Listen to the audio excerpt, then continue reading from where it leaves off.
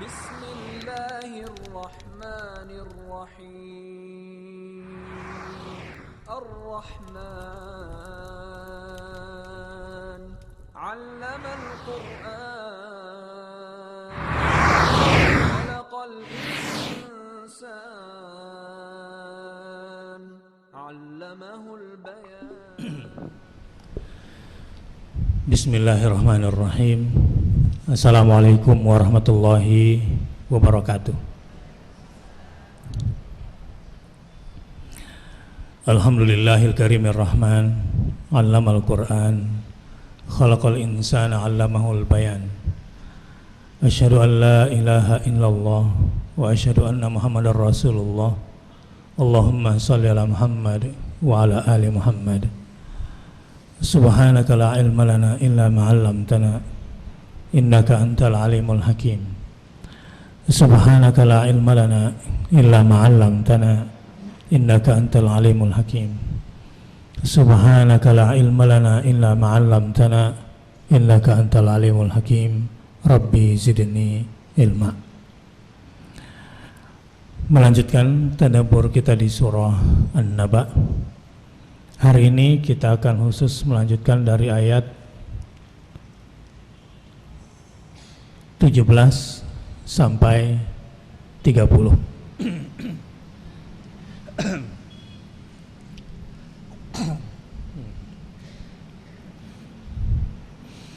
A'udzu billahi minasy syaithanir rajim. Bismillahirrahmanirrahim.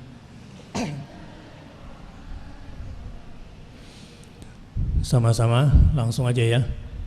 Amma yatasaalun 'anil naba'il 'azim alladzi hum fihi mukhtalifun kalla saya'lamun ثم كلا سيعلمون ألم نجعل الأرض مهادا والجبال أوتادا وخلقناكم أزواجا وجعلنا نومكم سباتا وجعلنا الليل لباسا وجعلنا النهار معاشا وبنينا فوقكم سبعا شدادا وجعلنا سراجا وهاجا وأنزلنا من المعصرات ماء ثجاجا لنخرج به حبا ونباتا وجنات ألفافا إن يوم الفصل كان ميقاتا يوم ينفخ في الصور فتأتون أفواجا وفتحت السماء فكانت أبوابا وسيرت الجبال فكانت سرابا إن جهنم كانت مرصادا للطاغين مآبا لابثين فيها أحقابا لا يذوقون فيها بردا ولا شرابا إلا حميما وغساقا جزاء وفاقا إنهم كانوا لا يرجون حسابا وكذبوا بآياتنا كذابا وكل شيء أحصيناه كتابا فذوقوا فلن نزيدكم إلا عذابا إن للمتقين مفازا حدائق وأعنابا وكواعب أترابا وكأسا دهاقا لا يسمعون فيها لغوا ولا كذابا جزاء من ربك عطاء حسابا رب السماوات والأرض وما بينهما الرحمن لا يملكون منه خطابا يوم يقوم الروح والملائكة صفا لا يتكلمون إلا من أذن له الرحمن وقال صوابا ذلك اليوم الحق فمن شاء اتخذ إلى ربه مآبا إنا أنذرناكم عذابا قريبا يوم ينظر المرء ما قدمت يداه ويقول الكافر يا ليتني كنت ترابا. Sifat hari kiamat, tanda-tanda dan macam-macam siksaannya. Ayat 17 sampai ayat 30. Kita lihat langsung saja di terjemahannya. A'udzu billahi minasyaitonir rajim. Inna yaumal fasli kana miqata. Sesungguhnya yaumal fasli, hari keputusan, adalah sesuatu yang ditetapkan. Jadi yaumul fasl di sini tentang hari kiamat dinamakan dengan yaumul fasl. Apa itu yaumul fasl? Hari keputusan. Ini terjemahan bahasa Indonesia secara umum. Kana miqatan adalah sesuatu yang sudah ditetapkan miqatnya. Miqat ini bisa berarti nama keterangan waktu. Kalau miqat haji kan ada miqat makani, ada miqat zamani. Apa bedanya miqat makani? Miqat tempat startnya. Jadi berkaitan dengan tepat. Kalau miqat zamani, start berkaitan dengan waktunya. Yauma yunfakhu fis suri fatatuna afwaja. Digambarkan kondisi ketika yaumul fasl ini terjadi seperti apa suasananya. Yaitu hari yang pada waktu itu ditiup sangkakala. Lalu kamu datang berkelompok-kelompok. Ada poin penting di sini. Yaumul fasl itu yang sudah ditetapkan waktunya adalah hari apa di sini? Yang sudah ditentukan hari ditiupnya sangkakala yang pertama. Maksud saya mungkin yang kedua di sini karena kemudian dibangkitkan. Lalu kamu datang berkelompok-kelompok. Jadi nanti ketika kita dibangkitkan dari kubur, kondisi kita ke padang mahsyar dikumpulkan oleh Allah itu dalam keadaan berkelompok-kelompok. Seseorang tiba-tiba digadang-gadang menjadi calon pejabat, ya, padahal dia tidak pernah mencalonkan dirinya. Tidak pernah mencalonkan dirinya. Tiba-tiba situasi terus menggiring, dia didorong untuk muncul sebagai pejabat daerah setempat. Dia nggak punya duit, dia nggak punya masa, dia cuma punya misi dan cita-cita yang dikerjakannya semampu yang dilakukan selama ini. tentu dia akan mengukur diri dong. Untuk mengukur diri kan perlu survei. Survei juga kebanyakan salahnya tingkat tinggi sehingga kemudian bayar surveinya mahal. Sehingga dalam pilkada-pilkada biasanya yang beruntung itu adalah tim sukses. Walaupun calonnya kalah, tim sukses tetap sukses, dapat bayaran lah, kira-kira begitu. Tiba-tiba ada seorang ulama yang memang diberikan kekuatan oleh Allah dan punya kemampuan bisa melihat.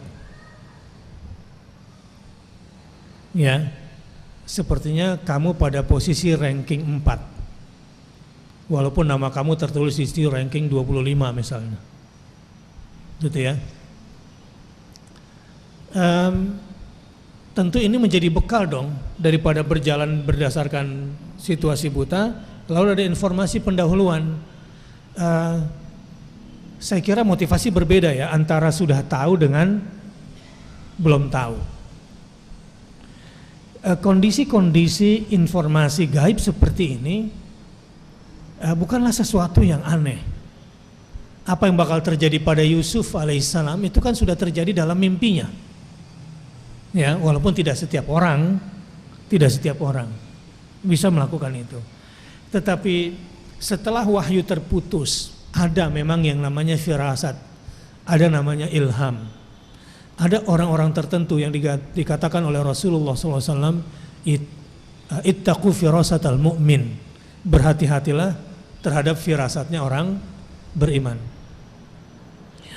Nah, ketika dia mendapat informasi seperti itu, ya akhirnya dia tinggal oke, kalau memang potensi saya ada dan saya nggak punya duit buat survei, tapi Pak Kiai bilang kayak begini, saya coba maju. Akhirnya jadilah dia gubernur. Ya. Jadi sebetulnya si Kiai ini tidak melakukan apa-apa, cuma ngasih tahu kayaknya kamu ini berpotensi besar, dan dia dengan keyakinannya pun kemudian bekerja keras. Jadi karena izin Allah dan karena kerja kerasnya lah kemudian dia sukses. Nah, begitu juga tentang yaumul akhir. Betapa celakanya orang-orang yang tidak bisa menjawab dua pertanyaan. Pertanyaan pertama, Anda tidak pernah memilih untuk dilahirkan, tapi kemudian terlahirkan ke dunia ini. Pertanyaannya, tahukah kamu kenapa kamu dilahirkan di dunia ini padahal kamu tidak pernah memilihnya? Kalau dia nggak bisa menjawab ini, celaka dia. Kedua, kamu tidak tahu kapan kamu bakal mati. Tapi lebih celaka lagi, kalau kamu tidak tahu apa di balik kematian itu, kenapa kamu dimatikan? Jawabnya apa? Dua pertanyaan tadi, jawabannya cuma satu. Di dalam surah Al-Mulk ayat 2, A'udzu billahi minasyaitonir rajim. Alladzi khalaqal mauta wal hayata liyabluwakum ayyukum ahsanu amala wa huwal azizul ghafur. Dua pertanyaan yang saya ajukan tadi sebetulnya adalah dua pertanyaan besar para filosof besar dunia. Para filosof selalu mencari tahu tentang dua hal itu. Dan itu dua pertanyaan besar orang-orang yang berpikir besar di dalam hidupnya. Tapi hari ini dengan ayat Al-Quran tiba kita cukup dengan satu ayat, dua pertanyaan itu terjawab. Dialah yang maha memiliki kekuasaan Al-Mulk, yang telah menciptakan manusia dari tidak ada menjadi ada, kemudian dia hidup, dan kemudian menciptakan kematian, lalu manusia itu mati, liyabluwakum, untuk memuji kamu, ayyukum, siapa di antara kamu bukan yang baik amalnya tapi yang paling baik, ahsan bukan hasan, ayyukum ahsanu amala, siapa di antara kalian yang paling baik amalnya. Nah, hari ini orang-orang besar yang berpikir besar tadi itu ternyata mendapatkan ilmu yang jauh lebih hebat. Inna yaumal fasli kana miqata. Yauma yunfakhu fis-suri fatatuna afwaja. Allahu Akbar. Ini detail sekali. Ini detail sekali. Itulah hidup. Kita cuma diminta untuk ahsanu amala. Ahsanu amalan. Siapa yang paling baik amalnya. Jadi dalam menjalani hidup sebetulnya dan dalam menghadapi kematian sebetulnya jawabannya cuma satu. Ayyukum ahsanu amala. Siapakah di antara kalian yang paling baik amalnya di mata Allah dan Rasulnya dan orang-orang yang beriman. Ini prinsip yang selalu saya jadikan pegangan. Jadi kalau ada yang bertanya, Anda yang tidak pernah berencana untuk lahir tiba-tiba dilahirkan, apa maksudnya? Kenapa Anda dilahirkan? Apa jawabnya? Anda yang tidak tahu kapan Anda bakal mati, tapi Anda pasti akan direnggut oleh kematian. Pertanyaannya, kenapa Anda harus dimatikan? Apa jawabannya? Linabluwakum ayyukum ahsanu amala. Nah, ahsanu amalan ini kan masih makro sifatnya. Ahsanu amalannya yang mana? Kalau memang saya nanti dimatikan, lalu kemudian masuk kubur kemudian dibangkitkan setelah kiamat, lalu kemudian saya harus memilih surga dan neraka, bagaimana kondisi di alam sana? Tidak adil kalau Allah tidak menjelaskan secara detailnya, dan hari ini kita mendapatkan informasinya. Dan ini sebetulnya yang membuat al-iman bil ghaib menjadi begitu nyata sekali. Menjadi begitu nyata.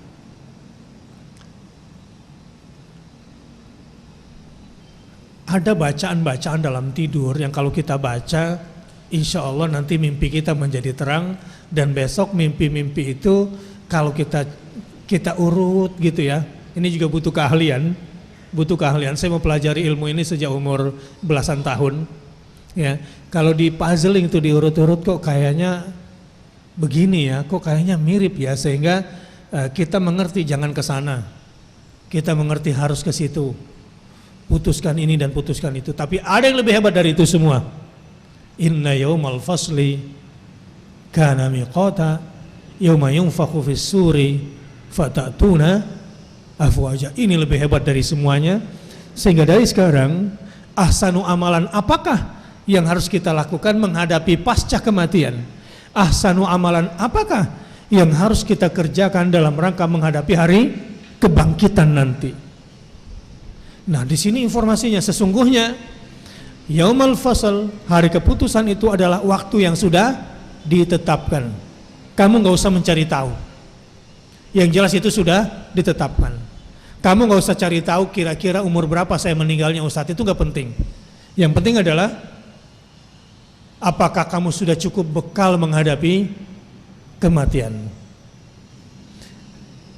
Yaumul Fasl, hari keputusan itu sudah ditetapkan. Enggak penting kamu cari tahu, sebab ini perkara gaib yang tidak akan pernah bisa kita pastikan. Yang penting harus kamu siapkan adalah bekal apa yang sudah kamu siapkan untuk menghadapi hari keputusan itu. Oh, apa yang harus saya siapkan Ustadz sebagai pribadi? Kayaknya kalau pribadi sendiri kurang deh. Kalau Anda mempersiapkan ahsanu amalan, mempersiapkan ketaatan hanya untuk diri sendiri, ngaji, pulang, tidur hanya untuk kepentingan diri sendiri, sepertinya kurang bermakna. Kenapa? Karena di sini dikatakan yauma yunfakhu fis-suri fatatuna afwaja. Yaitu hari keputusan itu adalah hari yang pada waktu itu ditiup sangkakala. Sangkakalanya malaikat jangan dibayangkan kayak niup tahun baruan gitu. Ada mirip-miripnya, tapi tahun baruan itu lebih kepada kesesatan. Bahwa kosmis, alam ini ketika dibuat grafiknya, dibuat gambarnya ternyata berbentuk seperti trompet, ternyata itu jagat raya ini. Bahwa nanti akan terjadi ledakan seperti tiupan yang digambarkan peniupnya adalah malaikat Israfil, bahwa itu betul-betul terjadi. Tapi perumpamaan bahwa sangkakala adalah seperti trompet, dan siapa yang mengilhamkan manusia membuat trompet adalah juga dia yang sudah merekayasa kosmis ini, alam ini berbentuk seperti trompet, dan agar otak manusia mudah menerimanya bahwa secara ilmiah akan ada semacam satu hembusan yang tiba-tiba menimbulkan ledakan dan pekikan suara yang luar biasa. Fatatuna afwaja, dan kamu akan dibangkitkan dan datang menghadap Allah dalam keadaan berkelompok-kelompok. Nah, disinilah pentingnya berjamaah. Ada kelompok putih, ada kelompok abu-abu, ada kelompok hitam. Maka bersyukurlah orang-orang yang masuk dalam kelompok orang-orang yang saleh dan salehah, walaupun kadang diuji. Kemarin saya sengaja tugaskan secara mendadak, siapa yang mau jadi IO wisata menanam pohon mangrove. Sebetulnya saya juga masih mencari siapa di antara jamaah ini yang memang memiliki antusiasme untuk bekerja demi kepentingan dakwah sebetulnya. Yang kedua, sambil ngetes, selama ini kan ngajinya satu arah nih, ya, belum ke samping, masih ngegeng masing-masing. Saya coba ingin persaudarakan, dan pasti nanti ada yang beda-beda ritme kerjanya. Nah, sebetulnya dalam rangka juga saya melihat siapa di kelas Pondok Indah memang yang punya semangat untuk diajak berdakwah, dan mudah-mudahan bisa masuk dalam tim relawan Akal Islamic Center yang akan saya coba lobby satu persatu nanti. Siapa yang bersedia, ya, yang bersedia ingin menjadi tim relawan bekerja dengan saya dalam rangka mempersiapkan diri nanti di hadapan Allah. Mudah-mudahan kita berkelompok-kelompok. Kan senang kalau nanti di akhiratnya satu tim sama tim pengajiannya gitu. Bahaya kalau ternyata nanti dikelompokannya sama tim lain yang di luar gitu. Maksud saya tim hitam itu, naudzubillah min dzalik. Jadi nanti kita di akhirat dibangkitkan dalam keadaan berkelompok-kelompok. Jadi jangan salah pilih jamaah ini. Jangan salah pilih kelompok.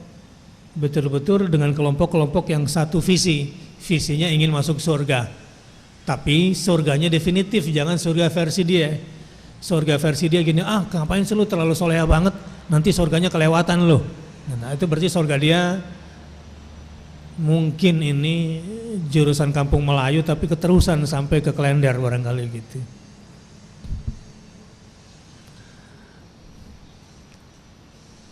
Kondisi selanjutnya, a'udzubillahi minasyaitonirrajim, wa futihatis sama'u fakanat abwaba, dan dibukalah langit maka terdapatlah beberapa pintu.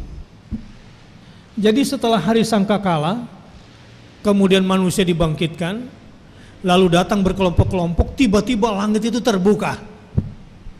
Dan ketika langit terbuka, yang selama ini kita tidak tahu yang mana langit, katanya di atas, kita tidak tahu warna langit, katanya biru, a blue sky. Tiba-tiba pada hari itu seperti terbuka, fakanat abwaba.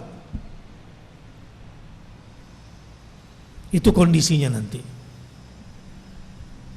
Jamaah rahimakumullah, berhenti sejenak di sini.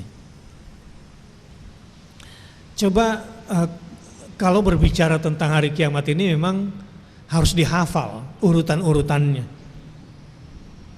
Dan kondisi yang digambarkan di dalam ayat ini memang begitu adanya. Wa futihatis sama'u fakanat abwaba. Sebelum sampai ke akanat abwaba, kita coba lihat tafsir Jalalain. Inna yaumal fasli, sesungguhnya hari keputusan di antara semua makhluk, kana miqatan, adalah suatu waktu yang ditetapkan, waktu yang ditentukan untuk memberi pahala dan menimpakan siksaan. Di dalam ayat lain digambarkan, a'udzu billahi minasyaitonir rajim, wa ma nuakhiruhu illa li ajalin ma'dud, dan kami tiadalah mengundurkannya. Jadi yang namanya yaumul fasl kana miqatan, dan kami tiadalah mengundurkannya, itu sudah tetap. Illa li ajalin ma'dud, melainkan sampai waktu yang tertentu, ada hitungannya nanti. Ini mengokohkan kana miqatan, jadi sudah ditetapkan waktunya. Lalu digambarkan yauma yunfakhu fis-sur, yaitu hari ditiupkan sangkakala. Yang meniupnya adalah malaikat Israfil. Fatatuna, lalu kalian datang dari kuburan, kalian menuju ke mauqif, ke satu lokasi atau tempat penantian, yaitu padang mahsyar, tempat pengumpulan itu. Semuanya tidak bisa bergeser, tidak punya tujuan lain kecuali api menggulung di belakangnya atau ada cahaya yang membimbing ke depannya. Kemudian semua menyatu ke ruang tunggu itu. Kira-kira dari ayat ini kita dapat informasi gaib apa? Iman bil gaib apa? Begini, manusia kan banyak karirnya, banyak profesinya, banyak kerjaannya macam-macam, ya. Ini semua, dengan semua aktivitas kamu hari ini, kamu harus sadar, suka atau tidak suka, kamu akan tergiring kepada Allah. Innaka kadihun ila rabbika kadhan famulaqih. Ini nih, ada yang pergi keluar dari rumahnya untuk di jalan taat, ada yang keluar dari rumahnya untuk jalan maksiat. Semua ini harus berhadapan dengan Allah pada akhirnya. Seperti nanti ketika manusia dibangkitkan dari kuburannya. Jadi membayangkan manusia dibangkitkan dari kuburannya kira-kira seperti semua manusia yang dibangunkan dari tidurnya tadi pagi itu. Ya, semua manusia ketika semalamnya tertidur, pagi-pagi tiba-tiba bangun semua, pada kemana larinya itu? Wa ilaihin nusyur, wa ilaihil masir, wa ilaina tuhsyarun. Semua, suka atau tidak suka, yang bangun tidur tadi berjalan menuju Allah, yang bangun tidur tadi menyimpang dan tidak menuju Allah, nggak bisa lari kemana-mana. Seperti ketika manusia dibangkitkan dari kuburnya, tiba-tiba mengarah pada satu titik. Jadi kalau saya menggambarkan ayat ini, yauma yunfakhu fis-sur fatatuna, lalu kalian datang dari kuburan kalian, itu kayak orang dibangkitkan dari tidurnya tadi pagi itu, dengan semua aktivitasnya. Tapi kondisi pada masa itu menakutkan bagi orang-orang kafir dan membahagiakan bagi orang-orang yang beriman. Sama, yang bangun tidurnya alhamdulillahilladzi ahyana ba'dama amatana wa ilaihin nusyur, kebaikan apa yang akan saya lakukan pada hari ini, dia berbahagia. Tapi yang bangun tidurnya dalam keadaan, ya ampun, rupanya semalam ini mabok, jadi pulangnya juga kecapean, rupanya baju jaketnya pun masih dipakai dalam keadaan tidur, gitu ya, masih bau alkohol. Aduh, hari ini makan siapa lagi nih, gitu ya. Ada orang dengan caranya sendiri dibangkitkan dari tidurnya. Nah, kita harus menyadari bahwa semua manusia tadi dibangkitkan dari tidurnya seperti manusia dibangkitkan dari kuburnya, dan pasti akan menghadap Allah Subhanahu wa ta'ala tau'an au karhan, rela atau enggak rela, harus menghadap Allah Subhanahu wa ta'ala. Makanya bersyukurlah orang yang tadi paginya zikir pagi, asbahna wa asbahal mulku lillah walhamdulillah la ilaha illallah, terus wahdahu la syarikalah wa ilaihin nusyur, asbahna ala fitratil Islam wa kalimatil ikhlas wa ala dini nabiyyina Muhammadin sallallahu alaihi wasallam wa ala millati abina Ibrahim hanifa muslima wa ma kana minal musyrikin. Itu semua komitmen setting. Jadi setiap pagi kita nggak membohongi diri seperti orang yang memotivasi diri tapi bohongi diri sendiri. Udah siang, pagi, saat malam, pagi, gitu. Kan ada yang begitu ya pelatihannya, supaya segar terus kan. Saya bilang error juga tuh orang sebetulnya. Dimotivasi di kantornya, padahal nggak harus begitu banget sih, sampai bohongin diri sendiri supaya semangatnya pagi terus. Malam Pak, pagi. Sore Pak, pagi. Supaya semangat terus, nggak begitu tuh nanti otaknya rusak. Yang benar itu, ya kalau sore ada zikirnya sendiri. Allahumma ma asbaha ma amsabi min ni'matin aw bi ahdin min khalqika faminka wahdaka la syarika lak. Allahumma inni amsaitu minka fi ni'matin wa afiyatin wa sitr fatim alayya ni'mataka, dan seterusnya. Oh, itu selalu bersemangat hari-harinya. Fatatuna, lalu kalian datang afwajan, berkelompok-kelompok, secara bergelombang, yang masing-masing gelombang berbeda dari gelombang yang lainnya. Ini afwajan. Jadi nanti Bapak Ibu sekalian, orang akan dibangkitkan bersama dengan golongan yang dia cintai. Setiap orang akan dibangkitkan secara bergelombang, secara berkelompok bersama dengan kelompok yang dia cintai. Misalnya ngajinya selingan, tapi sebetulnya geng khususnya dia ada. Ngajinya cuma selingan, nanti ya mudah-mudahan sih dibangkitkan sama geng ngajinya ya, tapi nggak tahu deh. Kita coba lihat ayatnya terkait dengan ini. Fatatuna afwajan qala mujahidun zumaran qala ibnu jaririn yakni ta'ti kullu ummatin ma'a rasuliha ka qauli ta'ala yauma nada'u kulla unasim bi imamihim Al-Isra wahid wa sab'un. Mujahid berkata, sehubungan ayat ini maksudnya adalah rombongan demi rombongan, afwajan. Ibnu Jarir mengatakan yang dimaksud rombongan di sini, rombongan demi rombongan adalah tiap-tiap umat datang nanti hari kiamat bersama dengan rasulnya. Ini definisi pertama. Sebetulnya di atasnya kalau menurut Ibnu Jarir, oh ya, betul. Jadi bersama rasulnya. Setiap umat itu punya rasul sendiri enggak gitu? Punya. Ada yang nanti golongannya sama Khomeini gitu ya. Karena mungkin menganggap rasulnya adalah Khomeini.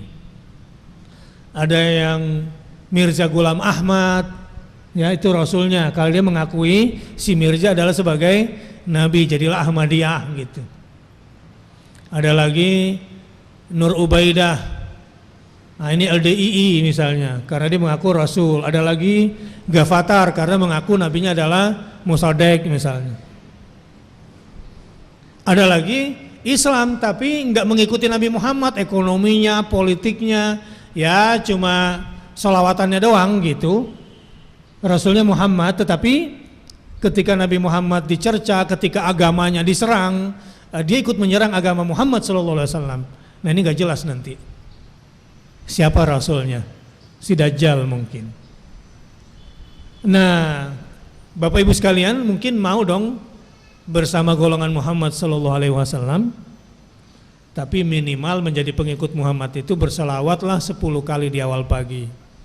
Ada yang belum berselawat dari subuh sampai sekarang 10 kali, jadi bukan membernya Muhammad SAW. Karena kode etik menjadi member Muhammad SAW minimal 10 kali di awal pagi. Yang belum saya kasih kesempatan untuk berselawat 10 kali. Allahumma salli ala Muhammad wa ala ali Muhammad. Allahumma salli ala Muhammad wa ala ali Muhammad. Allahumma salli ala Muhammad wa ala ali Muhammad. Allahumma salli ala Muhammad wa ala ali Muhammad. اللهم صل على محمد وعلى آل محمد اللهم صل على محمد وعلى آل محمد اللهم صل على محمد وعلى آل محمد اللهم صل على محمد وعلى آل محمد اللهم صل على محمد وعلى آل محمد كما صليت على إبراهيم وعلى آل إبراهيم وبارك على محمد وعلى آل محمد كما باركت على إبراهيم وعلى آل إبراهيم في العالمين إنك حميد مجيد. Nanti sore gitu lagi sebelum matahari terbenam setelah asar. Jangan ngaku umat Muhammad kalau malas berselawat. Itu ditunjukkan, dibuktikan dalilnya bahwa nanti setiap manusia akan dibangkitkan bergelombang-bergelombang dengan rombongan-rombongannya mengikuti Rasul masing-masing. Sebagaimana tercantum dalam surah Al-Isra ayat 71, ingatlah suatu hari yang di hari itu kami panggil tiap umat dengan pemimpinnya, biimamihim. Yang dimaksud di sini adalah dengan Rasulnya.